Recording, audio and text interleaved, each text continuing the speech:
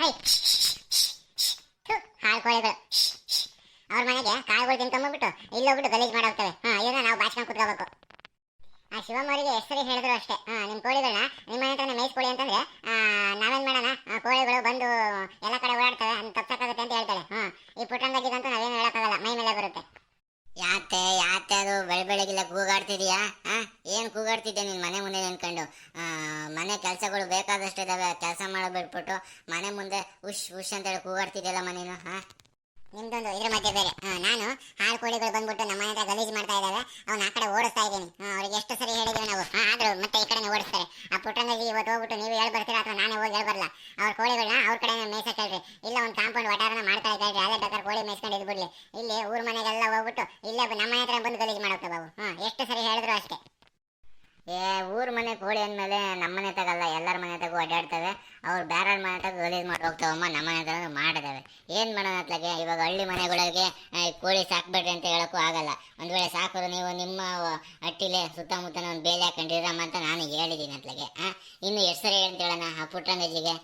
ಪುಟ್ಟಂಗಜ್ಜಿ ಇಡೀ ಊರಿಗೆಲ್ಲ ದೊಡ್ಡ ಅಜ್ಜಿ. ಆ ಅಜ್ಜಿ ಮಾತನ್ನ ಇಡೀ ಊರೇ ಕೇಳುತ್ತೆ. ಈಗ ನಾವು ಹೋಗಿ ಅವ್ರ ಹತ್ರ ಜಗಳ ಕಾಯಕ್ಕೆ ಆಗಲ್ಲ, ನಾವೇ ಸಹಿಸ್ಕೊಂಡು ಹೋಗೋಣ. ಅವ್ರ ಯಜಮಾನ್ರು ರಂಗಜ್ಜಗೂ ಹೇಳಿದ್ದೀನಿ, ಕರಿಯಪ್ಪಂಗೂ ಹೇಳಿದ್ದೀನಿ. ಕರಿಯಪ್ಪ ಅಂತೂ ಯಾವಾಗಲೂ ಕುಡ್ಕೊಂಡಿರ್ತಾನೆ. ಅವ್ನಿಗೆ ಹೇಳಿದ್ರು ಒಂದೇ ಬಿಟ್ಟು ಒಂದೇ, ಅವ್ನು ಕುಡಿಲಿದ್ದು ಸಮಯನೇ ಇಲ್ಲ. ಕುಡಿದೇ ಇದ್ದಾಗ ಶಿವದೇವ್ರ ಮುಂದೆ ಇರೋ ನಂದಿ ವಿಗ್ರಹ ಇದ್ದಂಗೆ ಇರ್ತಾನೆ. ಕುಡಿದ್ರೆ ಮಿಲ್ಟ್ರಿ ಮ್ಯಾನ್ ಆಗ್ಬಿಡ್ತಾನೆ. ನಾನು ಎಷ್ಟು ಸರಿ ಅಂತ ಹೇಳೋದು? ಹೋಗಪ್ಪ ಅದಾಗ ನನಗೆ ಹೇಳಿ ಹೇಳಿ ಹೇಳಿ ಸಾಕಾಗ್ಬಿಡ್ತತ್ಲಗೆ. ನಾನು ಇಲ್ಲಿ ನಿನ್ನ ಮುಂದೆ ನೀನು ಹೇಳೋಣ ಕೇಳ್ಕೊಂಡು ನಿಂತ್ಕೋಬೇಕಾಗೈತೆ. ಬಂದ್ರು ಬರ್ಲಿ ಬಿಡತ್ಲಾಗೆ. ನಾನೇ ಬಾಸ್ ಆಗ್ತೀನಿ ಅತ್ಲಾಗೆ, ನೀನೇನು ಅದ್ರ ಬಗ್ಗೆ ತಲೆ ಕಟ್ಸ್ಕೊಬೇಡ. ಇನ್ನು ಮುಂದೆ ಅಂಗಳದ ಕೆಲಸ ಏನಾದ್ರು ಗಲೀಜಾಯ್ತು ಅಂದ್ರೆ ಅದನ್ನ ಸ್ವಚ್ಛ ಮಾಡೋ ಕೆಲಸ ನಂದು. ನೀನು ಒಳಗಳ ಕೆಲಸ ನೋಡೋದು ನಡಿ. ನಿಮ್ಗೆ ಗೊತ್ತಾಗಲ್ಲ, ಸುಮ್ಮನೆ ಅತ್ಲಾಗೆ. ನಾನೇ ಮಾತಾಡ್ತೀನಿ ಅವ್ರ ಹತ್ರ. ಎಷ್ಟು ಅಂತ ಸಹಿಸ್ಕೊಳ್ಳೆ ನಾನು? ಎಷ್ಟು ಅಂತ ಸಹಿಸ್ಕೊಳ್ಳೆ? 6 ತಿಂಗಳು ಸಹಿಸ್ಕೊಂಡಿದ್ದೀನಿ ಅತ್ಲಾಗೆ. ಇನ್ನೂ ನನಗೆ ಸಹಿಸಕ್ಕಾಗಲ್ಲಪ್ಪ, ನಾನೇ ಕದ್ದು ಹೇಳ್ಬಿಡ್ತೀನಿ. ಬೇಡ ಸುಮ್ಮನಿರತ್ಲಾಗೆ. ಪುಟ್ಟರಂಗಜ್ಜಿಯವರು ಊರ್ ಮಂದಿಯವರೆಲ್ಲ ನಮ್ಮ ಹತ್ರನೇ ದಿನಸಿ ಪದಾರ್ಥ ತಗೊಳ್ಳೋದು. ನಮ್ಮ ಅಂಗಡಿಗೆ ನಾವು ಬೇರೆ ಹೊಸದಾಗಿ ಓಪನ್ ಮಾಡಿದ್ದೀವಿ. ಅಂಥ ಟೈಮಲ್ಲಿ ಪುಟ್ಟರಂಗಜ್ಜಿ, ಕರಿಯಪ್ಪಣ್ಣ, ರಂಗಜ್ಜ, ಶಿವಮ್ಮ ಅವರೆಲ್ಲ ನಮ್ಮ ಅಂಗಡಿ ಓಪನ್ ಮಾಡಬೇಕಾದ್ರೂ ಭಾಳ ಬಂದು ಸಹಾಯ ಮಾಡಿದ್ದಾರೆ. ನಾವು ಅವ್ರನ್ನಾಗಲಿ ಊರ ಮನೆಯನ್ನಾಗಲಿ ವಿರೋಧ ಕಟ್ಕೊಳಕ್ಕೆ ಹೋಗಬಾರ್ದು. ಯಾಕೇಳು? ನಮ್ಮ ಜೀವನದ ಪ್ರಶ್ನೆ. ಯಾಕಂದರೆ ಆಮೇಲೆ ಎಲ್ಲ ಟೌನ್ಗೆ ಹೋಗ್ಬಿಟ್ಟು ದಿನಸಿ ಪದಾರ್ಥಗಳನ್ನ ಶುರು ಮಾಡಿದ್ರೆ ಮತ್ತು ನಾವು ಇಲ್ಲಿ ಹಾಕಿದ್ದು ವೇಸ್ಟ್ ಆಗುತ್ತೆ, ಮತ್ತು ನಮಗೆ ಇಲ್ಲಿ ವ್ಯಾಪಾರನೂ ಡೌನ್ ಆಗ್ಬಿಡುತ್ತೆ. ಹಂಗಾಗಿ ಯಾರೇನೇ ಮಾಡಿದ್ರು ಸಹಿಸ್ಕೋಬೇಕು ನಾವು ಇವತ್ತಿನ ಕಾಲದಲ್ಲಿ. ಒಳ್ಳೆ ಸಹಿಸೋಕ್ಕಾಗಿಲ್ಲ ಅಂತಂದ್ರು ಇವಾಗ ಹಿಂಗೆ ಕೋಳಿಗಳು ಬರ್ತಾವೆ ಕಣಜ್ಜಿ. ನೋಡ್ರಿ, ನೀವು ಒಂದು ವಟಾರ ಮಾಡ್ಕೊಳ್ರಿ, ಅಲ್ಲೇ ಸಾಕ್ರಿ, ಇಲ್ಲ ಕೋಳಿ ಗೂಡು ಮಾಡ್ಕೊಂಡು ಸಾಕ್ರಿ. ಇಲ್ಲಿ ಪದೇ ಪದೇ ಬಂದು ಗಲೀಜು ಮಾಡೋಗ್ತವೆ. ನಾವು ಎಷ್ಟು ಅಂತ ಕಸ ಗುಡ್ಸೋಣ? ಹೇಳ್ರಿ, ನೀವು ಹೇಳ್ರಿ ಅಂತ ಸಮಾಧಾನವಾಗಿ ಹೇಳ್ಬೇಕು, ಜಗಳ ಮಾಡಬಾರ್ದು. ಆಯ್ತು ಬಿಡ್ರಿ, ಹಂಗೆ ಹೇಳಿ ಬರ್ತೀನಿ ಅತ್ಲಾಗೆ ನಾನೇ. ನೀವು ಒಳಗಡೆ ಇರಿ, ನಾನೇ ಹೋಗಿ ಸಮಾಧಾನವಾಗಿ ಹೇಳಿ ಬರ್ತೀನಿ. ನೀವು ಹೇಳಿದ್ದು ನನಗೆ ಅರ್ಥ ಆಯ್ತು. ಇಲ್ಲ, ನೀನು ಹೋದ್ಮೇಲೆ ಅದು ಜಗಳ ಆಡ್ತೀಯಾ? ನಡಿ, ನಾನು ನಿನ್ನ ಜೊತೆ ಬರ್ತೀನಿ. ನಿನ್ನ ಮೇಲೆ ಯಾವಾಗಲೂ ಕೋಪ ಮೂಗಿದ ಮೇಲೆ ಇರುತ್ತೆ. ಇದಕ್ಕಿದಂಗೆ ಸೀಟ್ ಆಗ್ಬಿಡ್ತೀಯ. ನಡಿ, ನಾನು ನಿನ್ನ ಜೊತೆ ಬರ್ತೀನಿ. ಆಯ್ತು, ನಡೀರಿ, ಇಬ್ರು ಹೋಗಿ ಹೇಳ್ಬೇಡೋಣ.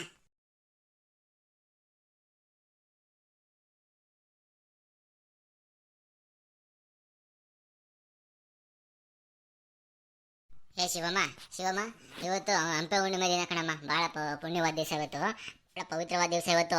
ಹಂಗಾಗಿ ಇವತ್ತೆಲ್ಲ ಭಾಳ ಚೆನ್ನಾಗಿ ಪೂಜೆ ಮಾಡ್ಬೇಕಣಮ್ಮ. ಅದು ಇದಾವಲ್ಲ ದೇವ್ರ ಸಾಮಾನುಗಳು ಎಲ್ಲ ನೀಟಾಗಿ ತಿಕ್ಕಿ ತೊಳೆದ್ಬಿಟ್ಟು ನೀಟಾಗಿ ಒರೆಸಿ ಎಣ್ಣೆ ಹಾಕಿ ದೀಪ ಹಚ್ಚಮ್ಮ. ನೋಡು, ಆ ಗಿಡದಾಗೆ ದಾಸವಾಳದ ಹೂವು ಇವತ್ತೇ ಭಾಳ ಚೆನ್ನಾಗಿ ಎಲ್ಲ ಜೋರಾಗಿ ಅರಳಿದಾವೆ, ಸಿಕ್ಕಾಪಟ್ಟೆ ಹೂವು ಇದ್ದಾವೆ. ಎಲ್ಲ ಕೊಯ್ದು ಮುಡಿಸಿ ಚೆನ್ನಾಗಿ ಪೂಜೆ ಮಾಡ್ಬೇಕಣಮ್ಮ ಇವತ್ತು ಹಂಪೆ ಹುಣ್ಣಿಮೆವು. ನಾವು ಮಲೆನಾಡರಾದ್ರೂ ಇವತ್ತು ಭಾಳ ಕಡೆ ಬಯಲುಸೀಮೆ ದೇವರುಗಳಲ್ಲಿ ಭಾಳ ಚೆನ್ನಾಗಿ ಪೂಜೆ ನಡೆಯುತ್ತೆ. ನಿಂಗೆ ಗೊತ್ತಾ, ಇವತ್ತು ಚಿತ್ರದುರ್ಗ ಜಿಲ್ಲೆ ಹೊಳಲ್ಕೆರೆ ತಾಲೂಕು ಕೊಳಾಲ್ ಗ್ರಾಮದಲ್ಲಿ ಶ್ರೀ ಕೆಂಚಾವಧೂತ ದೇವರು ಇದೆಯಲ್ಲ, ಇವತ್ತು ಮತ್ತು ನಾಳೆ ಇವತ್ತು 2ನೇ ತಾರೀಕು ಮತ್ತು ನಾಳೆ 3ನೇ ತಾರೀಕು ಇವತ್ತು ಜಾತ್ರೆ ಇಟ್ಕಣಮ್ಮ. ಇವತ್ತು ರಾತ್ರಿ ದೇವಿ ಪುರಾಣ ಓದಿಸ್ತಾರೆ. ಎಲ್ಲ ಕಡೆ ರಾಜ್ಯದ ನಾನಾ ಜಿಲ್ಲೆಗಳಿಂದ ಕೊಳಾಲ್ ಕೆಂಚಾವಧೂತರು ದೇವರಿದಾರಲ್ಲ, ಅವ್ರನ್ನ ನೋಡೋಕ್ಕೆ ಬರ್ತಾರೆ. ಪ್ರತಿ ವರ್ಷ ಈ ಹಂಪೆ ಹುಣ್ಣಿಮೆ ಸಮಯದಲ್ಲಿ ಭಾಳ ಚೆನ್ನಾಗಿ ಜೋರು ಜಾತ್ರೆ ಆಗುತ್ತೆ ಕಣಮ್ಮ. ಹಂಗಾಗಿ ಇವತ್ತು ಬೇಗ ನೀನು ಎಲ್ಲ ಮನೆ ದೇವರದು ಪೂಜೆ ಸಾಮಾನುಗಳನ್ನೆಲ್ಲ ತೊಳೆದ್ಬಿಟ್ಟು ಅತ್ಲಾಗೆ ಚೆನ್ನಾಗಿ ಹೂವು ಮುಡಿಸಿ ಪೂಜೆ ಮಾಡಮ್ಮ. ದೇವರು ಒಳ್ಳೇದು ಮಾಡ್ತಾನೆ. ಮತ್ತೆ ನಾವು ಮಲೆನಾಡು ಜನ ಆದ್ರೂ ನಾವು ಬಯಲುಸೀಮೆಯಲ್ಲಿ ಒಂದು ಸ್ವಲ್ಪ ವರ್ಷ ಇದ್ವಲ್ಲ, ಹಂಗಾಗಿ ನನಗೆ ಬಯಲುಸೀಮೆ ದೇವ್ರುಗಳಿಗೂ ಭಾಳ ನಿಕಟ ಸಂಬಂಧ ಐತೆ. ನಾವು ಅಲ್ಲಿಗೆ ಪ್ರತಿ ವರ್ಷ ಹೋಗಿ ಬರ್ತಿದ್ವಿ. ಈ ವರ್ಷ ಹೋಗೋಕ್ಕಾಗುತ್ತೋ ಇಲ್ವೋ ಗೊತ್ತಿಲ್ಲ ನನಗೆ. ನಾವು ಹೋಗ್ಲಿ ಬಿಡ್ಲಿ, ಅಜ್ಜ ನಮ್ಮನ್ನು ಕಾಪಾಡ್ತಾನೆ. ಅಜ್ಜನ ಫೋಟೋ ನಮ್ಮ ಮನೆಗೆ ಐತೆ. ಕೊಳಲ್ ಕೆಂಚಾವದ್ರ ಫೋಟೋ ನಮ್ಮ ಮನೆಗೆ ಐತೆ. ಅವ್ರಿಗೆ ಪೂಜೆ ಮಾಡಿ ಅನುಗ್ರಹ ಪಡ್ಕೊಳ್ಳೋಣ. ಅಜ್ಜಾರು ಎಲ್ಲಿದ್ರು ನಮ್ಗೆ ಆಶೀರ್ವಾದ ಮಾಡೇ ಮಾಡ್ತಾರೆ. ಮನೇಲಿ ಕೊಳಲ್ ಕೆಂಚಾವದ್ರ ತೀರ್ತಾ ಇತ್ತು ಅಂತಂದ್ರೆ ಮನೇಲಿ ಕೆಂಚಾವದ್ರ ಇದ್ದಾರೆ ಅಂತಾನೆ ಅರ್ಥ. ಆಯ್ತು ಕಣತೆ, ಆಯ್ತು. ದೇವ್ರ ಸಾಮಾನುಗಳೆಲ್ಲ ನೀಟಾಗಿ ತೊಳೆದು ತಿಕ್ಕಿ ಸ್ನಾನ ಮಾಡ್ಕೊಂಡು ಎಲ್ಲ ಇವನ್ನೆಲ್ಲ ಮಾಡ್ಬಿಟ್ಟು ಪೂಜೆ ಮಾಡ್ತೀನತ್ತೆ. ಇವರು ಎಲ್ಲಾದ್ರೂ ಇಷ್ಟತ್ತಾದ್ರೂ ಬರಲೇ ಇಲ್ಲ, ತೋಟಕ್ಕೆ ಹೋದವರು. ಮಾವನು ಕರಿಯಪ್ಪ ನಮ್ಮ ಯಜಮಾನ್ರು ಬರಲೇ ಇಲ್ವಲ್ಲ. ಇಷ್ಟೊತ್ತಿಗೆ ಬೆಳಗ್ಗೆ ಹೋದವ್ರು ಇಷ್ಟೊತ್ತಿಗೆ ಬರ್ಬೇಕಾಯ್ತು, ಇನ್ನೂ ಬಂದೇ ಇಲ್ಲ. ಆಗಳಪ್ಪ ಕೆಂಚಪ್ಪ ಸುಂದ್ರಮ್ಮ, ಒಳ್ಳೆ ಶಿವ ಪಾರ್ವತಿ ಬಂದ್ರಲ್ಲ ಇವತ್ತು ಹಂಪೆ ಹುಣ್ಣಿಮೆ ದಿವಸ. ಕಣತೆ ನೋಡ್ರಿ, ಶಿವ ಪಾರ್ವತಿ ಬಂದಾಗೆ ಬಂದ್ರಿ ಬಿಟ್ರು ನೋಡಿ. ನಾವು ಜಗಳ ಆಡಕ್ಕೆ ಅಂತ ಬಂದು ನೋಡಿಲಿ ಪುಟ್ಟರಂಗಜ್ಜಿ ಎಷ್ಟು ಒಳ್ಳೆ ಮನಸ್ಸೈತೆ.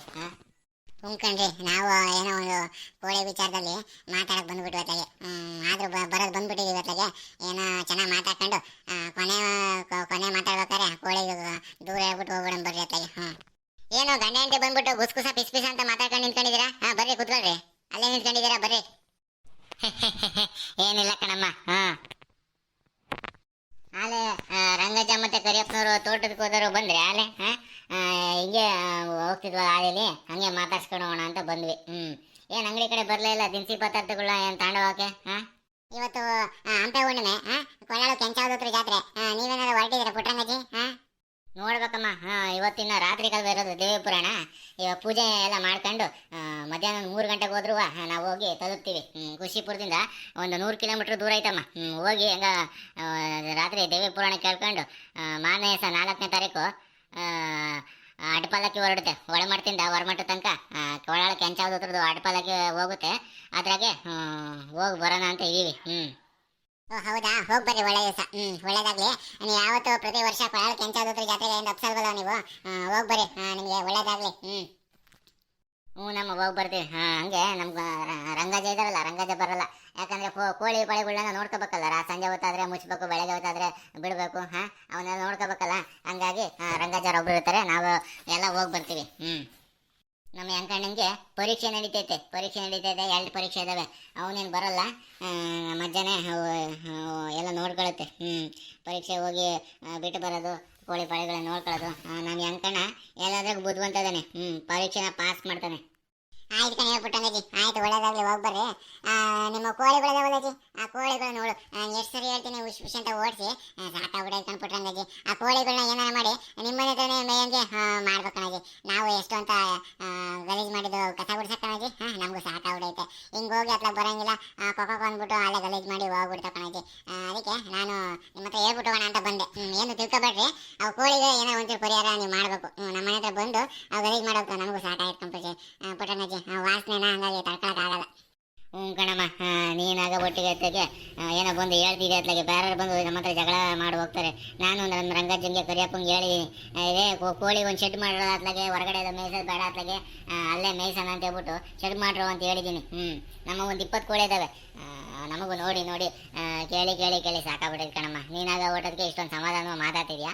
ಆಯ್ತು ಬಿಡಮ್ಮ, ಇನ್ನೊಂದ್ಸರಿ ನಮ್ಮ ಕೋಳಿಗಳು ನಿಮ್ಮ ಮನೆ ಹತ್ರ ಬಂದು ಗಲೀಜು ಮಾಡ್ದಂಗೆ ನಾನೇ ನೋಡ್ಕೊತೀನಿ. ಏನೋ ಇನ್ನೊಂದು ಸ್ವಲ್ಪ ದಿವಸ, ಒಂದು ವಾರ ಮಟ್ಟಿಗೆ ನಾನೇ ಬಂದು ನಿಮ್ಮ ಹತ್ರ ಬಂದು ಕಸ ಗುಡ್ಸಿ ಹೋಗ್ತೀನಿ ಬಿಡತ್ಲಾಗೆ. ಕೋಳಿ ಶೆಡ್ ಆಗೋ ತನಕ ನಿಮ್ಮ ಮನೆ ಮುಂದೆ ಏನಾರು ಆಯ್ತು ಅಂತಂದ್ರೆ ನಾನೇ ಬಂದು ಕಸ ಗುಡ್ಸಿ ಹೋಗ್ತೀನಿ ಕಣಮ್ಮ. ಏನು ಬೇಡತ್ತೆ, ನಾನೇ ಹೋಗಿ ಅವ್ರ ಮನೆ ಮುಂದೆ ನೀಟಾಗಿ ಕಸ ಹೊಡೆದು ಬರ್ತೀನಿ. ಕೋಳಿಗಳು ಗಲೀಜು ಮಾಡ್ದಂಗೆ ನಾನು ನೋಡ್ಕೊಂತೀನಿ. ಸುಂದ್ರಮ್ಮ, ನಾವು ನೋಡ್ಕೊಂತೀನಿ. ನೀನು ಇನ್ನೊಂದ್ಸರಿ ಈ ಥರ ದೂರ ಬರ್ದಂಗೆ ನಾನು ನೋಡ್ಕೊಂತೀನಿ ಕಣಮ್ಮ. ಏನೂ ಇಲ್ಲ ಪುಟ್ರಂಗಜ್ಜಿ.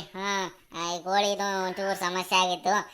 ಅದಲ್ಲದೆ ಇವತ್ತು ಹಂಪೆ ಹುಣ್ಣಿಮೆ ದಿವಸ ಅಲ್ವೇ, ನೋಡ ದೇವಸ್ಥಾನಕ್ಕೆ ಹೋಗೋರ್ನ ಕಂಡಂಗೂ ಆಗುತ್ತೆ, ಹಂಗೆ ಮಾತಾಡ್ದಂಗೂ ಆಗುತ್ತೆ ಅಂತ ಹೇಳ್ಬಿಟ್ಟು ಹಿಂಗೆ ಬಂದು ಮಾತಾಡ್ಸ್ಕೊಂಡು ಹೋಗೋಣ ಅಂತ ಬಂದ್ವಿ.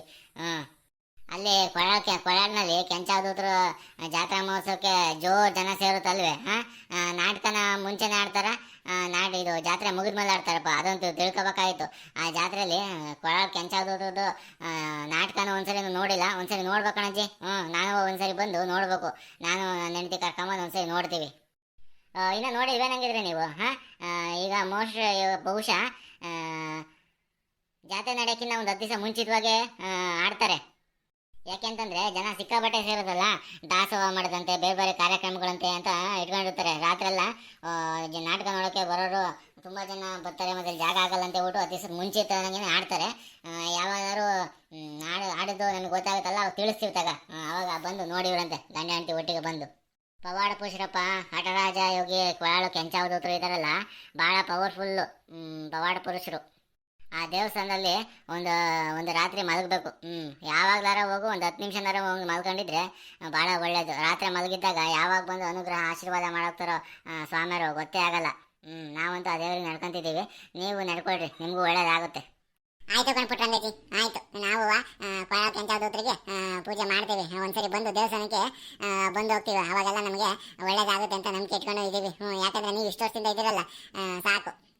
ನಿಮ್ಮ ನೋಡಿ ನಾವು ಕಲ್ತ್ಕೊಳ್ತೀವಿ ಪುಟ್ರಂಗಜ್ಜಿ.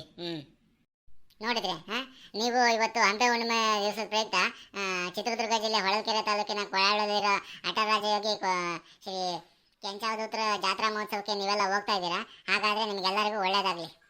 ಸ್ವಾಮಿ ಪರಮಾತ್ಮ ಕೆಂಚಜ್ಜವರು ನಮ್ಮ ವೀಕ್ಷಕರಿಗೆಲ್ಲ ಒಳ್ಳೇದಾಗಂಗೆ ಅನುಗ್ರಹ ಮಾಡಲಿ. ನಿಮ್ಗೇನಾದರೂ ಈ ವಿಡಿಯೋ ಇಷ್ಟ ಆಗಿದ್ರೆ ಶೇರ್ ಮಾಡಿರಿ, ಲೈಕ್ ಮಾಡಿರಿ, ಕಾಮೆಂಟ್ ಮಾಡಿರಿ. ಹಾಗೆ ಮರಿದೇನೆ ನಮ್ಮ ಮಲ್ನಾಡ್ ಮಗ ಯೂಟ್ಯೂಬ್ ಚಾನಲ್ನ ಸಬ್ಸ್ಕ್ರೈಬ್ ಮಾಡಿರಿ. ಹಾಗೆ ನಿಮ್ಮ ಫ್ರೆಂಡ್ಸಿಗೂ ಹೇಳಿ ಸಬ್ಸ್ಕ್ರೈಬ್ ಮಾಡಿಸ್ರಿ. ಬೆಲ್ ಐಕಾನ್ ಒತ್ತೋದನ್ನು ಮರಿಬೇಡಿ.